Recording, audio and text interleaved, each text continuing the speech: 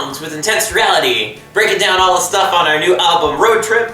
We're now on All We Are, which is the first song of this band that was written by Colton Shaw. That would be me.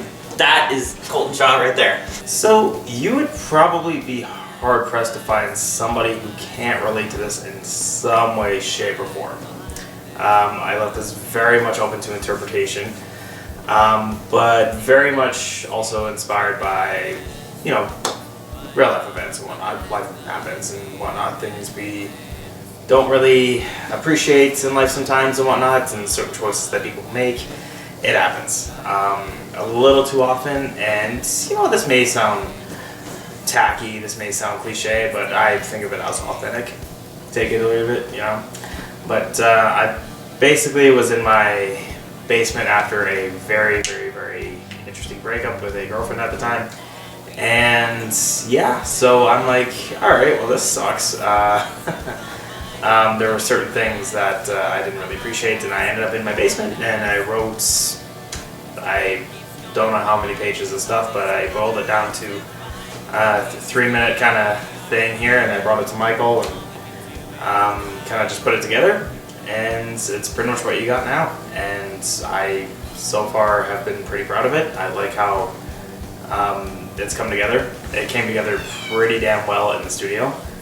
Taylor brought in a 12-string, which I thought that was quite the surprise. So kind of was a surprise. I knew I needed something to sound awesome, and 12-string in the studio. Studio's the only time I could do that, get away with it.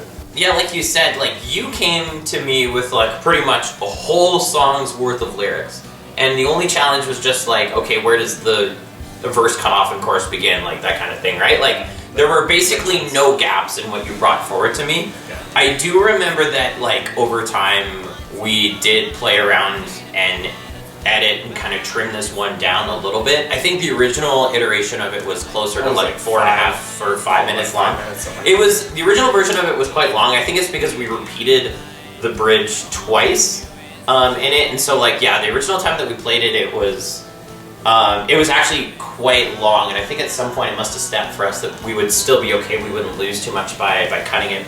And then just like small things with the wording, I do think like certain aspects of the wording were tweaked until like even all the way just when we were in the studio still, I remember just being like, and it's just like super minor, just like maybe swap this word out for this word kind of stuff, but just for it to kind of tie together nicely and whatnot. Yeah.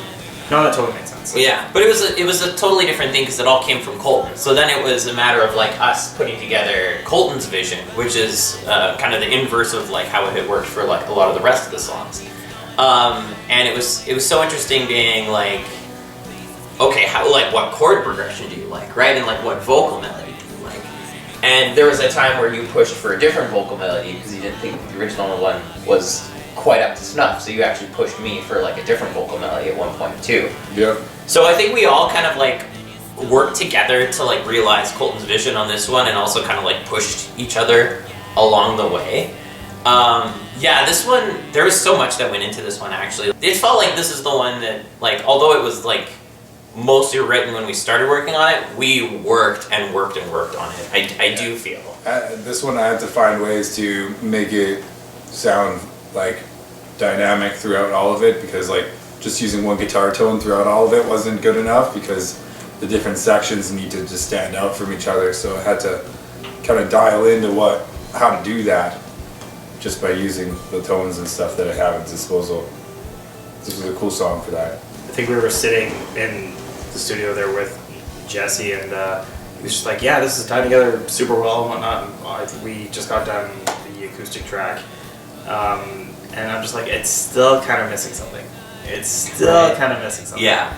And so like, I knew I wanted a big chorus. Like I wanted the build up with both the acoustic and electric in there. And I'm like, it's missing that one little thing.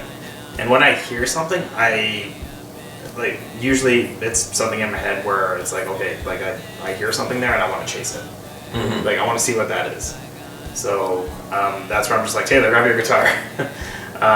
And we just did it right there, laid down that extra bit, and I'm just like, that's yeah, because and I remember Jesse doing something very similar. He's like, perfect. Yeah. He's like, that's the take. Like that's what we're doing. So it was good because like you recognized that it just wasn't quite there, and you called it out and you made it happen. So it was good. You didn't just let it slide. It came Do you together. remember filling it in with the shakers? You're like, we need to fill some shakers. Wait, yeah. Yo, the shakers! The shakers, Yeah. Jesse came to me with this idea. I'm like, I kind of wish we had like some shakers or whatever with it, because I knew for more of this percussion side of things and whatnot, like I knew I was gonna have to do more than just drums. So I'm thinking, okay, well, I gotta go rent like one of those shakers from the music store or whatever.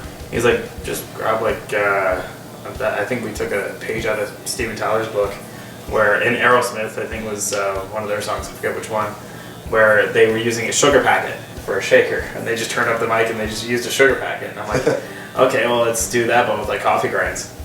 So Well, I literally, like, we taped together this thing. It was Like a Keurig pod. It was a Keurig pod or whatever with the coffee grinds, and we taped sugar packets to it, and it came across perfect. Like, we just turned up the mic and Sounded way I better go. than a shaker. It almost did, yeah, it almost did. So Yeah. it worked out great. So Yeah, I remember like just a solid like 3.5 minute take of just Colton going like this the whole time. Yeah, literally. Yeah. No, that it was came across well. it was cool. Yeah. So like you've got like a separate shaker track. You have obviously drums, bass, 2 different guitar tracks, a 12-string track, and then vocal tracks from all 3 of us as well. So this was quite the monster in the studio. There were like so many different things that I love songs like that. I really do. Yeah, like it was once very that layered. concoction all comes together, it Came just together really well. it just kind of blew my mind. So yeah. There was even The drums sounded really good too, like the mixing of all the instruments together. It must have been a challenge, but like it sounds, you can just listen to it. You know, like yeah. There's a lot going on that song. I remember too. Another thing that was interesting is like some of the backing parts were so good that I ended up taking like a line where I was harmonizing with myself and then swapping which one was the lead line and which one was the backing line because I had a backing thing that worked better as like a lead vocal instead. But I feel like if we had more time in the studio, we probably would have kept changing it and kept adding stuff and kept.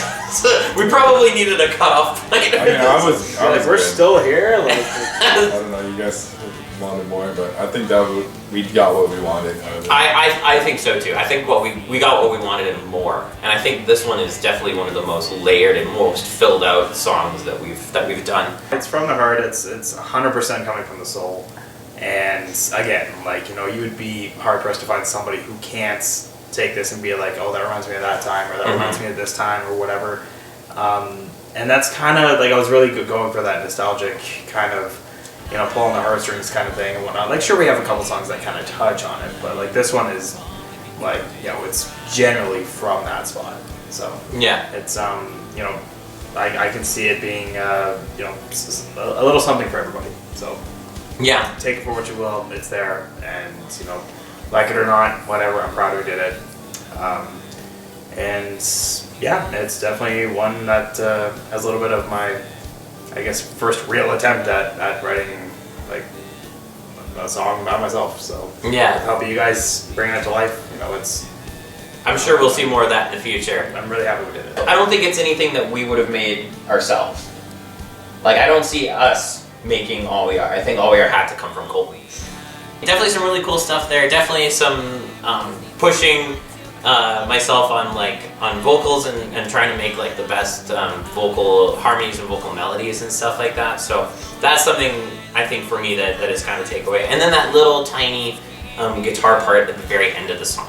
I'm doing an accent on a bell and whatnot, like alongside you, and he's just playing slower and slower and slower, and I'm just like, where are we going? Where are we going? And he ties it up with one final strum of the strings there, and I'm just like, okay, nice little accent at the end there and whatnot. And Jesse came over the mic, he's like, that's the take. And There's I'm a like, magic to it. there was a little studio mojo there, that's for sure. Yeah, he's like, no matter what you guys think about the rest of it, this part stays. Yeah, because it was supposed to be part of like the template that we would record over later. Yeah, it but he literally liked was- the way that it was the a scratch track. Yeah, he liked the way that the scratch track was so much that he convinced us, and I think it sounds cool too. So the very ending of the song, the guitar line there was actually just part of the scratch track, part of like the Really foundation to be recorded over later, but we just kept it. So a little fun fact there too. Well, that's all we are. Hopefully you guys dig it.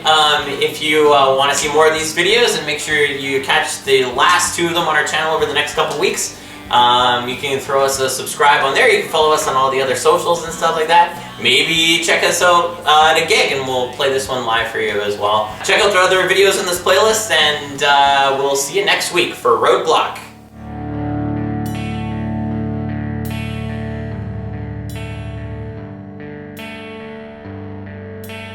This is all